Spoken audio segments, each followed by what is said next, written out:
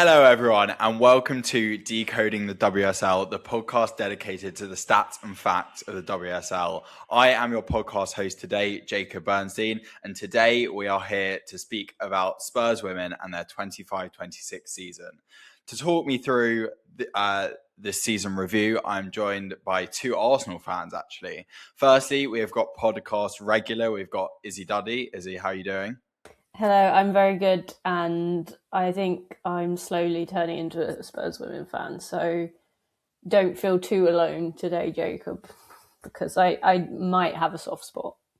That's what I like to hear. And secondly, we are joined by someone who is in a pretty funky football shirt, and it's not Tom Marr, it's Laura Howard. Laura, how are you doing? I'm good, thank you. I thought I'm coming on a Spurs pod. I won't wear an Arsenal shirt, even though maybe I need to.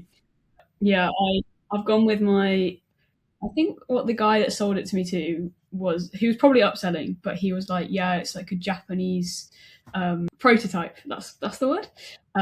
So yeah, it's cool. It's a nice purple number. I'm thinking of wearing it to the Champions League final this weekend. But I can confirm that I'm not becoming a Spurs fan, but I am impressed with this season from a journalistic perspective. Oh yeah, we'll get into it a bit more in the rest of the pod, but yeah, your shirt definitely makes a change from my Spurs and Izzy's Arsenal. Before going into Spurs' successful season, it's important to kind of look back at where Spurs were during the summer, and sometimes we forget that Spurs came off the back last season of an 11th place finish.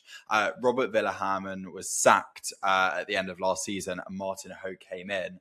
Towards the back end of last season, Spurs went the whole second half of the season without winning, which meant that Robert Villahamon was sacked. And during the summer, Spurs brought in two players, Toka Koga and Katinka Tandberg. Koga was a relatively unknown 19-year-old centre-back, and Tandberg was kind of a late addition, I think maybe even on deadline day. So before the season, to be honest, I was feeling very pessimistic with a lot of kind of unknown about Martin Ho, about signings. There weren't much additions to the squad. And I think I sat here on the preview pods last season predicting us to finish 11th or potentially even 12th. Izzy, I'll come to you first. How are you feeling about Spurs pre-season? Yeah, I think I was in a similar boat to you, Jacob. As of last season, I wasn't optimistic about Spurs at the best of times. And I think, yeah, coming into it, it didn't seem like there would be too much difference. I guess, yeah, the change of manager and stuff kind of, I don't think I was putting them for 11th again, but I certainly wasn't putting them at where they ended up finishing. So, yeah, it's been really interesting to see just how much that perspective kind of has been shattered this season. Yeah, I agree. Obviously, Spurs ended up surpassing that 11th place by quite a way. We ended up finishing 5th in the WSL with 11 wins, 3 draws and 8 losses. My favourite stat that I kind of came up with is Spurs women have got more wins than Spurs men and they've played 16 less games. So, yeah.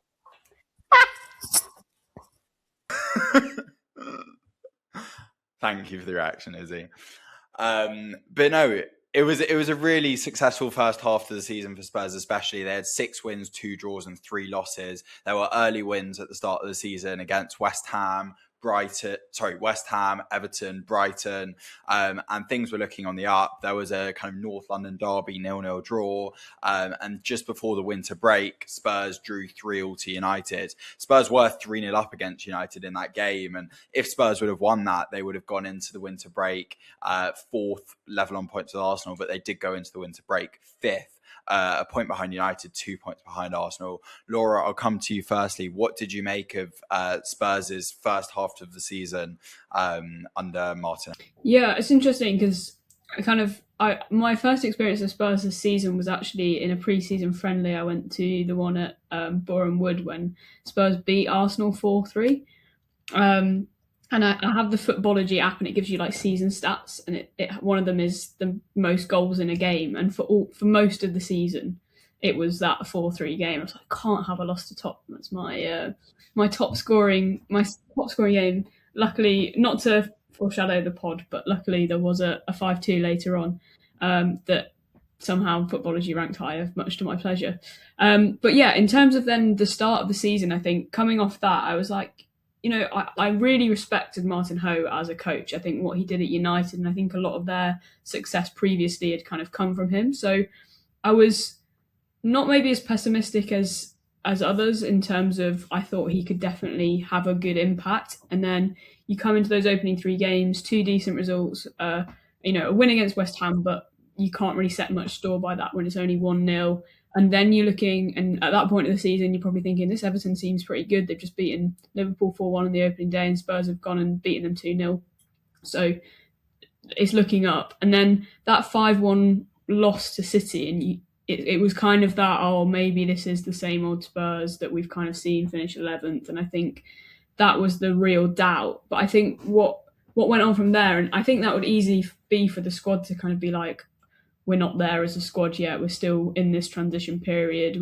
We've got this hangover from a really poor end to last season.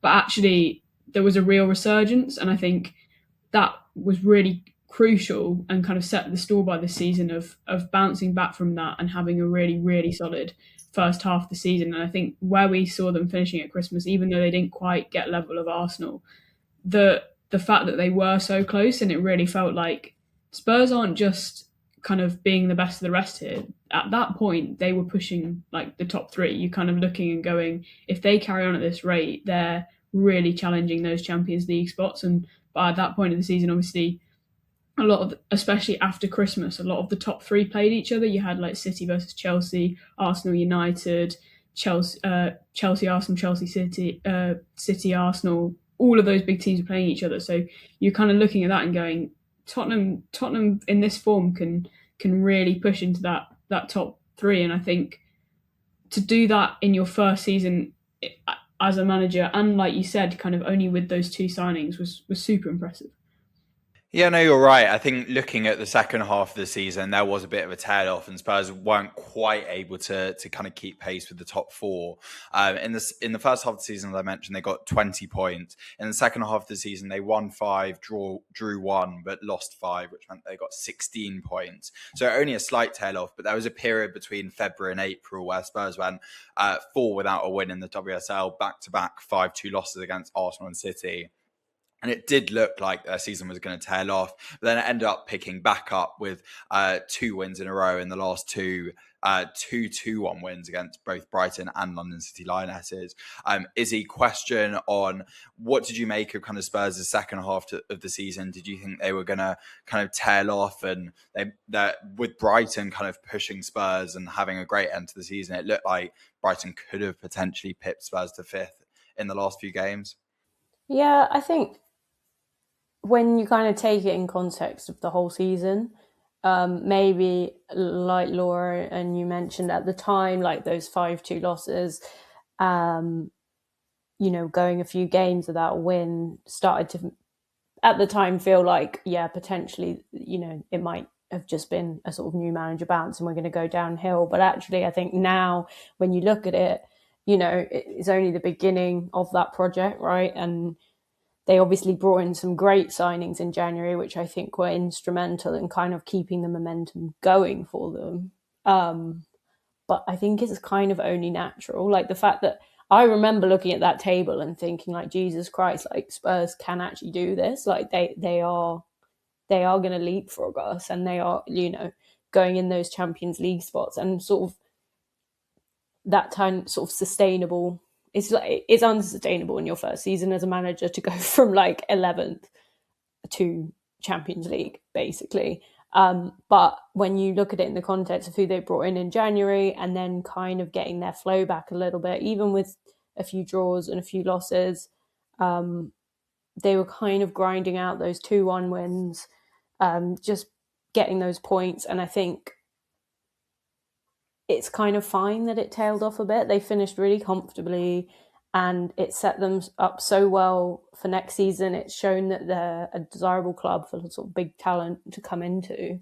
So yeah, I think when you look back at it now, like I would say the second half of the season was just as successful.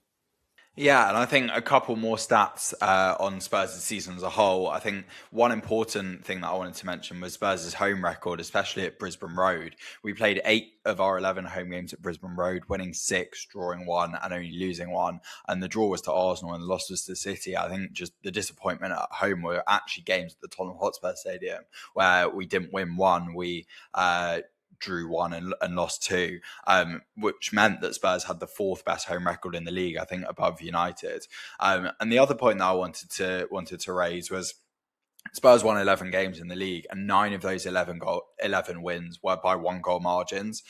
4 of those wins that Spurs had were 2-1 wins where they were 1-0 down and then came back. So I think that really shows the kind of tenacity and nature of the Spurs team to be able to go 1-0 down, dig deep and come back in those games. And kind of finally on Spurs' WSL season is I just think Martin Ho's connection with both the fans and the club has been fantastic. It's really felt like the fan base is united.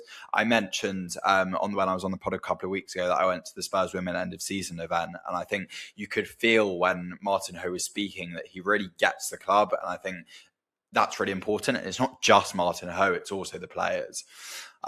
Speaking on some of Spurs' cup competitions, the Subway Cup, Spurs got through top of their group stage. They came first with 3 wins out of 3, including a win versus Villa on penalties.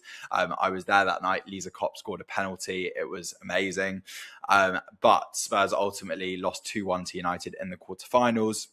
And in the FA Cup, they also had a quarterfinal loss away to Chelsea 2-1, Villa Berman with a late goal. Laura, I'll come to you next. What have you made of Spurs' cup runs? Would you be disappointed from a Spurs perspective, or would you take solace from the fact that they did compete in the cups and only went out to narrow 2-1 losses against kind of bigger sides? Yeah, I think so. And I think also you look at where Spurs really needed improvement this season, and yes, a cup run is really nice, but I think often cup runs can be used to disguise from other problems. And it's almost, if I was a Spurs fan, I wouldn't be worried that there wasn't, like, yeah, maybe disappointed, because it's always a nice thing to have a strong cup run, to go deep into a cup. That's what you live for as a football fan. But in a kind of wider project sense, and taking a broader lens on it, the focus this season was clearly the league and clearly improving that 11th place position, which they did really, really effectively. And I think, yeah, when you get cup runs are kind of luck as well, and maybe that wasn't with Spurs this season. They didn't get the kindest runs. They did come up against those big teams, and it wasn't. There was no shame in the kind of ways they went out. So there's no real, like, this is a real issue. They clearly don't have the depth to go deep in cup runs. It was more a kind of contextual situation where they didn't put all their eggs in the cup basket, because, like, if you look at a Liverpool where they've had a not very good season, but they went deep in the FA Cup, and obviously they're gonna take store by that, and that's maybe what they're going to judge their season on. Spurs didn't need to do that. They can take so many positives from this season that they didn't need a cup run to add that glitz, to add that, but it's okay, we've got this. And I think that actually speaks volumes to the fact that we're not talking about their cup runs. We're not talking about maybe any disappointment there, because they did have a really, really strong season regardless. And I think if you're going to build a project, you need to start that in building that foundation that comes in the league, and then you can start focusing on cups. And I think it maybe speaks to the fact that this is a longer term project, and those things will come, and they're not necessarily that concerned about that at the moment, where Spurs in the past, obviously making it to an FA Cup final, that's brilliant, but we didn't see that with a foundation to necessarily sustain that.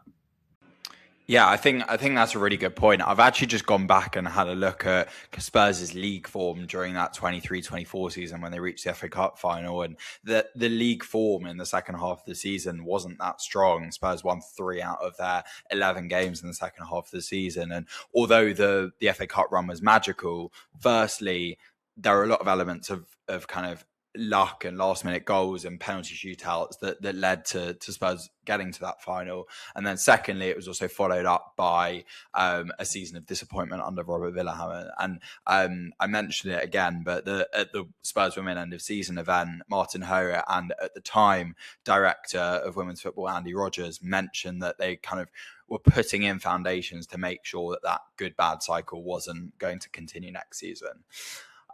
Moving specifically onto players, Izzy, I'll come to you on this. Who have you been impressed with most from Spurs this season? Who have kind of been the standout players? That is a really hard question because I think there's kind of standout players in basically every position and multiple in every position, perhaps. I am going to kind of go a bit rogue because I think she's maybe not been a standout player, but I think she will become a standout player. And I think the energy that she's brought has been really important. And that's Tinker Tamberg. I just think she's great. I think she has the exact right attitude. She's obviously becoming, we know that she kind of has a Spurs background and it's part of her story. And she's now out there talking about Champions League ambitions and things like that. And I think, Spurs were obviously not in a place to be talking about the Champions League before, but they also didn't have that kind of external profile and players coming out and making those bold statements. And obviously that culture is starting to change with Martin Ho, with the type of players that have come in. And I think she's just such a strong force. She's so physical. She's so, she just wants to make the runs. She's got so much energy, but that also translates off the pitch. And for me, I think that's like, perhaps there were better players at Spurs. There were better players at Spurs this season. But I think for me, when you kind of look about where they want to go, she's going to be like the core of that kind of journey for Spurs. And she has a great name. So for that reason, she is going to get my vote. Yeah, I think you're right. 6 WSL goals for Tinker Tamberg, including one on her debut against Everton, which was a 40-yard screamer. Laura, I'll come to you with the same question, which is who have been your standout players for Spurs this season? I think what shows that in the fact that they have had a strong season is there are so many names that you can kind of pick out of the squad for different reasons. But I think one that I can't look past is Olivia Holt and just how good she's been this season. Leads Tottenham for kind of goal contributions. I think 8 goals, 3 assists, top for goals, and joint top for assists. Well, that's only 3 across the squad. This is off Sophie's score, so apologies if these are wrong, but I think that's correct. I don't know if that's just in the I assume that's just in the WSL, but it could be across all competitions. I probably should have done a little bit more research than just this, but I assume that is across all competitions because I also got the WSL scorers and she's not on there. So across all competitions, she has 8 goals and 3 assists. Or all competitions that Sophie score registers. So I think that will be all of them. But correct me if I'm wrong on that one. Go for it. I'm pretty sure the 8 goals and 3 assists is just in the WSL. I don't know her all comps goals and assists, but she at least scored 2 goals in the League Cup, so she definitely has more goals in all comps than 8. You're correct. I missed her on the top goal scoring chart that I have up here for the WSL. So yeah, 8 goals, 3 assists in just the league, which is really, really impressive. That puts her 7th overall in the league, and I think she's really been the catalyst for a lot of strong performances for Tottenham in that midfield, in the creativity, in some like wonder goals in sparking that, but also just that kind of linchpin of the midfield to connect the groundwork of what's been a really strong defence. And I think Toka Koga is someone that you can also shout out as a really strong player, and I'm sure we'll come on to. But building that up and then moving that into attack, I think Holt's kind of ability to turn and run on the ball and make that incisive movements in the attacking third is really key, has been really key to Tottenham. And I think her coming into form has been really, really key to the success that they've had. this season. I think that match, the 3-3 draw with Manchester United, sticks out as somewhere where she was just so instrumental. Obviously, going 3-0 up, and in that, I think, was it a goal and 2 assists, or she definitely had significant goal contributions in that match, where maybe a pre-assist in there, but she was involved heavily in all 3 goals, where you're thinking Tottenham were putting a team like Manchester United, who were in really good form as well at that point, or certainly weren't in their drop-off period that we saw later on in the season. And yeah, I think just a player that has that ability to take the game to the opposition, and strong opposition as well, has been really key. And yeah, I mean, you look through the stats and it's just like superlative everywhere.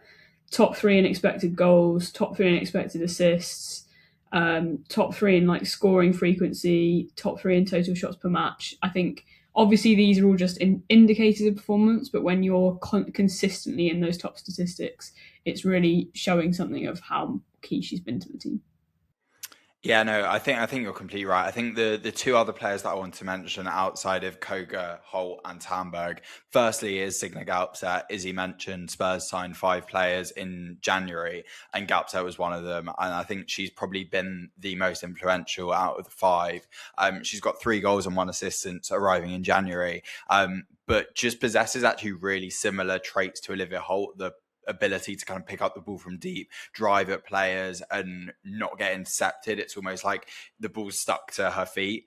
And I think the 2-1 win on the final day against Brighton almost embodied the qualities of Tucker Koga, Olivia Holt, and Signe Galpset. Although Galpset didn't get a goal or an assist to her name, she ran that first half and had multiple opportunities to kind of get an assist or get on the score sheet. And then obviously Tucker Koga and Olivia Holt got on the score sheet to give Spurs the win on the final day. In terms of underperforming players, Izzy, is there anyone who hasn't been as good as you might have thought for Tottenham? This is quite a hard question, actually, because I think, like, you look at someone obviously like Bethany England, kind of so prolific that the fact that kind of the likes of Tamberg was sort of brought in, and her and England not starting kind of does lead to this sort of air of underperformance, but I don't think that's necessarily the fairest. I think maybe one that would stand out to me is Drew Spence. I'm not really sure. We know she has so much quality, and I'm not sure. And again, I don't watch every Spurs game, right? Because I'm not a Spurs fan, but from kind of the ones I have watched and from what I know about Drew Spence, I feel like she hasn't kind of been at the top of her game this season. And I don't know if that's because, like we just said, the likes of Signe Galpset and Olivia Holt in that midfield at the same time, like there's a sort of, it feels like there's a sort of separate direction, and I don't know how like her playing style fits into that perhaps. But to be honest, I think they've been a quite consistent team all round, to be honest. It's rare that no one kind of stands out to me as being disappointing. And I would say that speaks to kind of the culture of the team as a whole. Yeah, I think broadly speaking, you're correct. I think there were kind of 2 players that I wanted to pick out. The first one was Matilda Wimberg. She's started 15 games for Spurs this season, has 1 goal and 3 assists. But I think in general, she's been relatively disappointing in terms of someone like Jess Naz got injured very early on in the season. And there was an opportunity for Matilda Wimberg to kind of push on and really stamp her name by getting goals and assists. And when you have forwards or kind of attacking midfielders like Olivia Holt getting 11 goals and assists, Beth England getting 8 goals and assists, Tamberg getting 7 goals and assists, I think output from Matilda Wimberg could have been probably stronger. And the other one who I think has probably been disappointing from their own perspective is probably Molly Bartrip. I think I sat here last season and praised Molly Bartrip quite a lot. She'd played every WSL minute last season, and this season she's barely had a look in. And that does speak to the brilliance of the partnership of Koga and Hunt. But even in kind of the latter end of the season when Claire Hunt has been injured, you kind of expect that Molly Bartrip would have come in and played and started at centre back, but it's actually been Amanda Neal then that's filled in from left back at centre back. So I think Bartrip will be relatively disappointed that she's kind of not got as many minutes. But moving on to kind of game of the season, I've got a kind of list of contenders. Laura, I'll come to you on this one. I've kind of written down some of Spurs' best games of the season. I obviously mentioned those kind of 2-1 comebacks. There were 4 of them. Notably, Spurs came back against Villa very late on. Olivia Holt scored a 95th minute winner in that one. Spurs came from 1-0 down to win 2-1 against West Ham. Another Olivia Holt last minute late winner. There was Brighton on the final day, which obviously Toka Koga scored that long ranger. Spurs had a 7-3 win against Villa in February with 6 different scorers. And although the last 2 aren't wins, Spurs did manage to kind of hold both Arsenal and United to draws, which is good progress on kind of previous losses to those teams. So what do you think has been the most impressive game from Spurs this season? When you first said favourite game, I thought I was going to be able to bring up the North London derby at the Emirates, but we'll get there. That's what I've been asking about the Tottenham review. Apologies. I'll get back to being professional. I mean, the one that stands out to me is just like pure vibes, Barclays entertainment is that 7-3. That's what sprung to mind when you kind of said like best game. I think that's just like a neutral perspective watching that game of like, oh my God, there's 10 goals in the game and what the hell, like how do you have 2 teams score like 3 goals, at least 3 goals, and it's end 7-3. And I don't think that's the best performance, because I don't think as a team you're kind of looking at yourself and going, we conceded 3, this is going to be our best performance. But scoring 7, I think maybe speaks to a little bit of like Aston Villa not being very good in defence, maybe also speaks to what we've been speaking about and just like the quality in depth that Spurs have got more this season, and that almost cohesion that they can have performances where they're scoring. I mean, it's obviously not that common, but they've got that potential to be a team that's put seven goals away, even if it was against a pretty poor Villa. But yeah, I think it's interesting that you bring up the 2 0-0s and what they represent. And I remember being kind of in the away end at Brisbane Road for that 0-0, and it was just so frustrating as an Arsenal supporter in that scenario. And I think it came from the fact that we never looked likely to score against that Spurs team. I think the way that Spurs had set up was really, really impressive, and I think that was one of Koga really shone in that performance, in just being so resolute. And I think maybe that's somewhere where Spurs have been lacking in the past, in that they might be able to, spring a late winner, but actually having that kind of that foundation of just being able to implement a game plan. I think it was also frustrating because it didn't really feel like they were set up to go and win it from an Arsenal perspective, but actually that's what you need sometimes, and actually coming away from a draw from that match is really strong. And it never looked like Arsenal were going to score. There wasn't a really big chance where it was like, oh, Kopp's had to make a really good save to keep them in that there, or Arsenal should have scored there. This is a really, really strong performance defensively, and I think the fact that it wasn't just a one-off, there was multiple 0-0s this season where they were able to kind of hammer that out, and it feels very much like, and I think we keep coming back to this, but this feels like building blocks for Spurs, and I think that's what's most exciting about this project, is there is a lot that can be built on there, and you think next season, okay, maybe they can go out and push for that goal at home when you're at Brisbane Road, and you've got such a strong, you mentioned the record there, and have such a strong record that you can kind of fall back on, and you're kind of creating this Spurs identity where we don't lose to Arsenal at home, and that's a real positive. So I think those 2 games maybe stand out for me for different reasons. I think you're right, and I'm going to make a similar point. We Izzy and I just filmed the United season review with Connor, and I made a similar point about United and the fact that United had got a lot of draws this season against the kind of top teams, but hadn't got any wins. And similar to Spurs, we'd have a couple of draws against Arsenal and United, but haven't got any wins. And I think in terms of forward looking for next season, if you can start to get 1 or 2 wins against those bigger teams, and that's really what kind of turns the dial in kind of the rest of the WSL looking, oh, look, Spurs have just gone and beaten United. Last question, Izzy, before we kind of forward look to 26-27, is what is your goal of the season?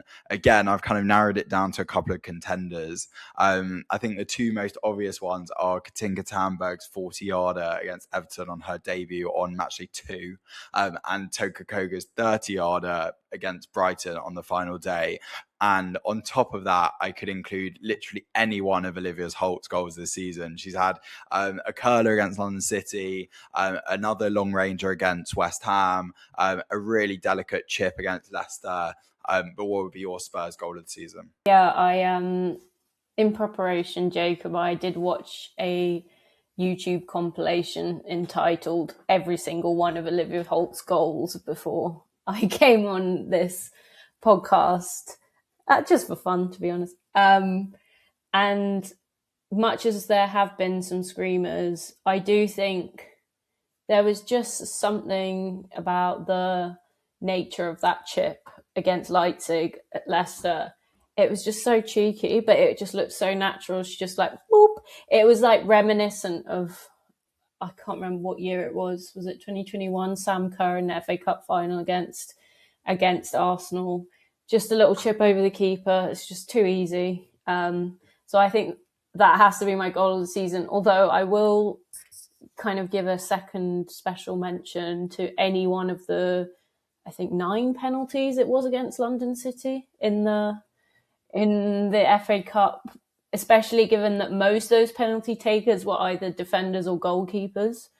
There was actually very few strikers in that lineup, which is just mad. And I think, I just think that's great vibes. I think they should all win for that. But it's got to be Olivia Holt. I just don't think there's any other contenders. Yeah, I'm really glad actually you mentioned the London City penalty shootout, because I hadn't mentioned that yet. And I think regardless of the fact that Spurs got knocked out in the quarterfinals of the FA Cup, I think that moment of getting through to the quarterfinals against London City, Beth England scoring in the last minute and then going the distance in the penalty shootout. I think Martin Ho referred to it multiple times in the Spurs Women end of season event, just the scenes afterwards. I think that's when it felt there was a proper connection between the fans and the players, when kind of Tinka Tandberg went and kind of crowd surfed with the fans afterwards. And I think that was a real high point for Spurs this season. Starting to look forward into 26-27, Laura, I'll come to you first. What do you think would be kind of what do you think Spurs need? Because I think we're seeing a bit of a movement on of some people. Obviously, Beth England, most notably, is leaving. Spurs' captain. You have such an experienced player. We saw Ash Neville leave in January, who again has that experience, knows what it means to play for Spurs, leaves as a Spurs legend. And also from the kind of board perspective, Spurs announced that Andy Rodgers, who was the managing director, is leaving. So that's quite a lot of like senior leadership moving on. What does Spurs need in terms of how can they replace those kind of players or leaders? Yeah, I think it's a really interesting question. I think what's been really interesting and what's maybe hard to answer is that the squad building project at Spurs hasn't necessarily focused on getting.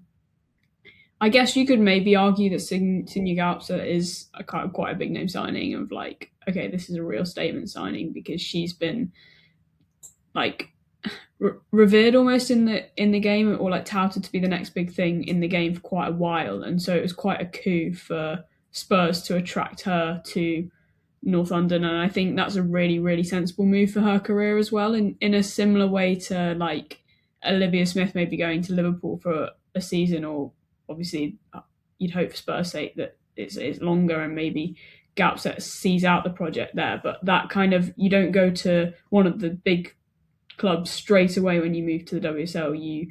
You go to, and I think Spurs is like the perfect place for Galpza in that sense. So I think it's maybe becoming a consistent attraction for talent like that, and I think you can really see why Spurs might be able to offer that, because it's been a proven thing that you can come to the WSL, move there, and then either get a bigger move like an Olivia Smith type formula, or stay like you'd hope Sinja Gaupset and really convinced of that project. Because I think the fact that we're sat here kind of praising the project, seeing the foundations, and we can see that these players are going to be getting presentations, they're going to be getting kind of all sorts of ways to convince them that this is the right thing. So I think, becoming that attractive prospect that, and I think we've seen that a lot with maybe moves from the Damallsvenskan, and we'll see that more and more maybe in those areas. But I think what's also interesting is that while Gaupset maybe comes into that a little bit, it's not fully like this is a huge name statement signing that's already proven. And I'm kind of in two minds of like, do they need that? Is that the next step of, right, go and throw some weight around in the transfer market and show you're a real, you're here to challenge? Or is it actually that the secret to the success is building out this squad that's full of up and coming talent, and there isn't that necessarily need for a big player like you've got in Beth England? But I think what they do need is experience, and I think the links to Kirsty Hansen is really interesting in that perspective of like kind of having someone that's been at a United and has had such a successful season in the WSL and can bring those, a consistent strike force that Bethany England still had a brilliant goal scoring season, so you need to replace those goals. So I think definitely need to do that. And then, it doesn't feel like I'm in a place to be like, oh, this is what they need to do next. But I think maybe in terms of the project as well, they'll be looking at, right, how can we rectify this inability to win at the Tottenham Hotspur Stadium? Because long term, surely you've got to be looking at moving there more permanently. And I think also, like, it's not just we can't win at the Tottenham Hotspur Stadium. It's like more and more teams are moving to their big grounds, the main stadiums, like Chelsea moving to Stamford Bridge more permanently, Arsenal always at the Emirates, and that always seems to be where they struggle. So if they can implement what they've implemented at Brisbane Road at Tottenham Hotspur Stadium, then they become a really, really strong prospect. Yeah, no, I think you're right. I think to add on to that, I think two other areas that I would hope to see Spurs kind of add on to are depth in wingers, because I think we're potentially lacking in wingers. We currently have kind of three main wingers, which are Matilda Wimberg, Jess Naz, and Maika Hamano. Maika Hamano obviously had a 6-month loan from Chelsea, so it's unknown whether Spurs will sign her permanently. I hope they do. And also Jess Naz is obviously still recovering from an ACL injury. So I think strength in depth and also wingers that can add more goals and assists, I think, is what Spurs should be looking for. And I mentioned this earlier on the pod, but I also think depth in centre-back. I think Koga and Hunt are a fantastic partnership and have been this season. But if you don't trust Molly Bartrip to play when one of them's injured, and you have to have a left-back in Amanda Nilden fill in with players like Luana Bula and Amy James-Turner, who weren't part of the squad this year, really, but are still centre-backs, with them moving on, I just think Spurs need that kind of depth cover.